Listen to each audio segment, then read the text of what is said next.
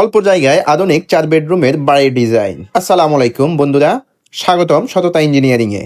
অল্প বাজেটে 3 তলা ফাউন্ডেশন দিয়ে একটি সুন্দর 4 বেডরুমের বাড়ি, এই স্বপ্ন আমাদের অনেকেরই আছে।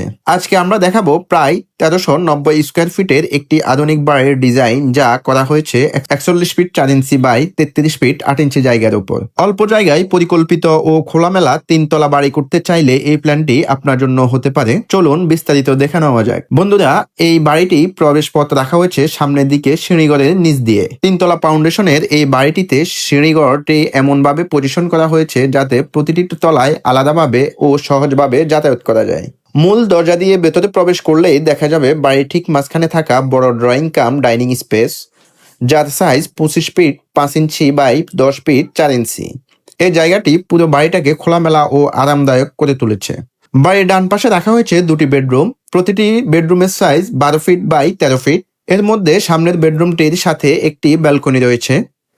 একইভাবে বাম পাশে রয়েছে আরও 2টি বেডরুম একই সাইজের, এবং এর মধ্যে একটি বেডরুমের সাথে 9 ফিট বাই 3 ফিট সাইজের একটি ব্যালকনি রাখা হয়েছে।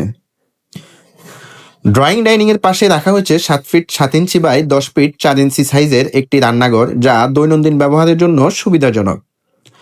পরিবারের গোপনীয়তা ও ব্যবহারের সুবিধার কথা বিবেচনা করে বাড়ির ডান পাশে রাখা হয়েছে 2টি টয়লেট। প্রতিটি টয়লেটের সাইজ 4 ফিট বাই 8 ফিট।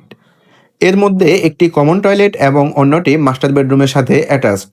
সামনের দিকে রয়েছে 8 ফিট বাই 16 ফিট 4 ইঞ্চি সাইজের প্রশস্ত সিঁড়িঘর, যা এই 3 তলা ফাউন্ডেশনের বাড়ির জন্য উপযোগী।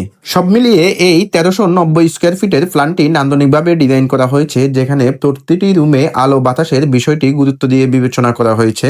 41 ফিট 4 ইঞ্চি বাই 33 ফিট 8 ইঞ্চির এই ডিজাইনটি একটি পরিকল্পিত 3 তলা বাড়ি নির্মাণের জন্য কার্যকর হতে পারে। আপনার জমি ছোট হলেও যদি কম খরচে সুন্দর ও ব্যবহারযোগ্য বাড়ির ডিজাইন চান, তাহলে আমাদের সাথে যোগাযোগ করতে পারেন।